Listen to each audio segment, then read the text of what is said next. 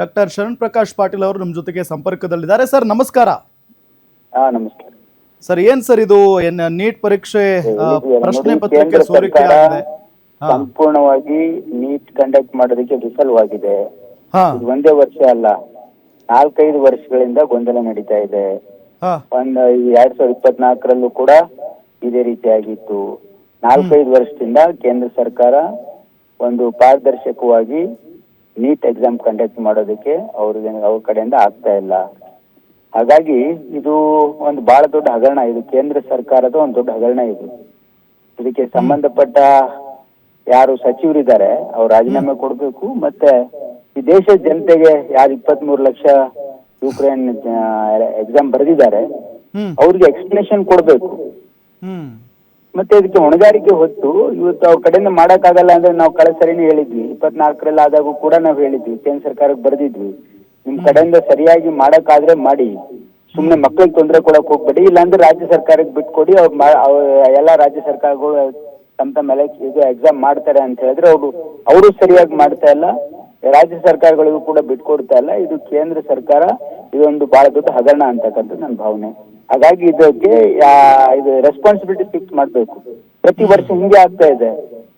ಇದಕ್ಕೆ ಯಾರು ಜವಾಬ್ದಾರಿ ಇಲ್ವಾ ಕೇಂದ್ರ ಸರ್ಕಾರಕ್ಕೆ? ಇದು ಬಹಳ ಮಕ್ಕಳಿಗೆ ಬಹಳ ದೊಡ್ಡ ಒಂದು ಆಘಾತ ಉಂಟು ಮಾಡಿದೆ. ಮತ್ತು ಖಂಡಿತವಾಗಿಯೂ ಕೂಡ ಮಕ್ಕಳು ಪಾಪ ಬಹಳ ಕಷ್ಟಪಟ್ಟು ಓದಿರ್ತಾರೆ. ಅವ್ರಿಗೆ ಈ ರೀತಿ ಮಾಡಿದ್ರೆ ಅವ್ರದ್ದೇನು ಭವಿಷ್ಯದ ಏನು ಜವಾಬ್ದಾರಿ ಇಲ್ವಾ ಕೇಂದ್ರ ಸರ್ಕಾರಕ್ಕೆ? Is A very incompetent government ಅಷ್ಟೇ, ಇನ್ಕಾಂಪಿಟೆಂಟ್ ಅಂಡ್ ಕರಪ್ಟ್ ಗವರ್ಮೆಂಟ್ ಅಷ್ಟೇ.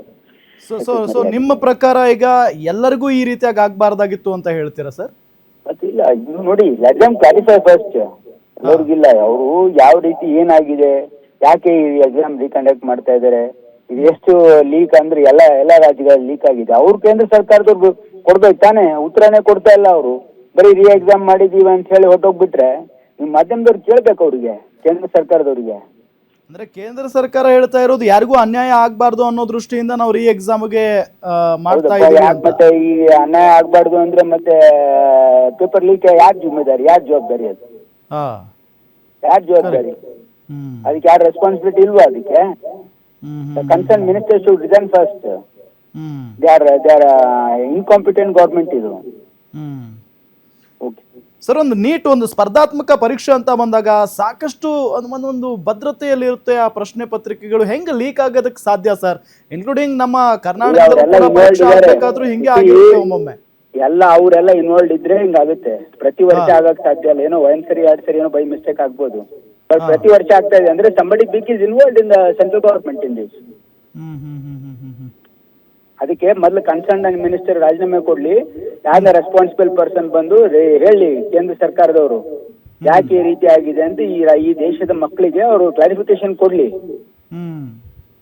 ಓಕೆ ಸರ್, ಈಗ ಪಾಪ ಮಕ್ಕಳು ಅಭ್ಯರ್ಥಿಗಳ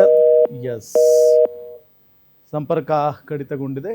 ಇದು ವೈದ್ಯಕೀಯ ಶಿಕ್ಷಣ ಸಚಿವರಾಗಿರುವಂಥ ಡಾಕ್ಟರ್ ಶರಣ್ ಪ್ರಕಾಶ್ ಪಾಟೀಲ್ ಅವರ ಒಂದು ಅಭಿಪ್ರಾಯ ಮತ್ತು ಹೇಳಿಕೆ. ಇಲ್ಲಿ ಕೇಂದ್ರ ಸರ್ಕಾರ ಎಡವಟ್ ಮಾಡ್ತಾ ಇದೆ. ಕೇಂದ್ರ ಸರ್ಕಾರಕ್ಕೆ ಜವಾಬ್ದಾರಿ ಇಲ್ವಾ? ಮಕ್ಕಳ ಭವಿಷ್ಯದ ಜೊತೆಗೆ ಆಟ ಆಡ್ತಾ ಇದೆಯಾ ಕೇಂದ್ರ ಸರ್ಕಾರ ಅನ್ನೋ ನಿಟ್ಟಿನಲ್ಲಿ ಆಕ್ರೋಶವನ್ನು ವ್ಯಕ್ತಪಡಿಸಿದ್ರು ಸಚಿವರು.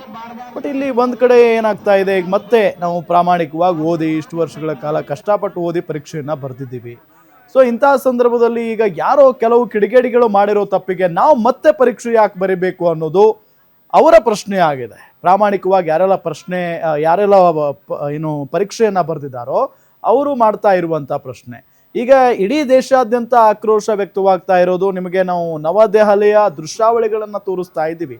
ಅಲ್ಲಿ NSUI ಕಾರ್ಯಕರ್ತರು ಪ್ರತಿಭಟನೆ ಮಾಡ್ತಾ ಇದ್ದಾರೆ. ಬಹಳಷ್ಟು ಬಿಗಿ ಭದ್ರತೆಯನ್ನು ಕಲ್ಪಿಸಲಾಗಿದೆ. ಸೊ ಹಾಗಾಗಿ ಇದು ಮುಂದೆ ಏನು ಯಾವ ಸ್ವರೂಪವನ್ನು ಪಡೆದುಕೊಳ್ಳುತ್ತೆ ಅನ್ನೋದನ್ನ ಕಾದು ನೋಡಬೇಕಾಗಿದೆ ಈಗ.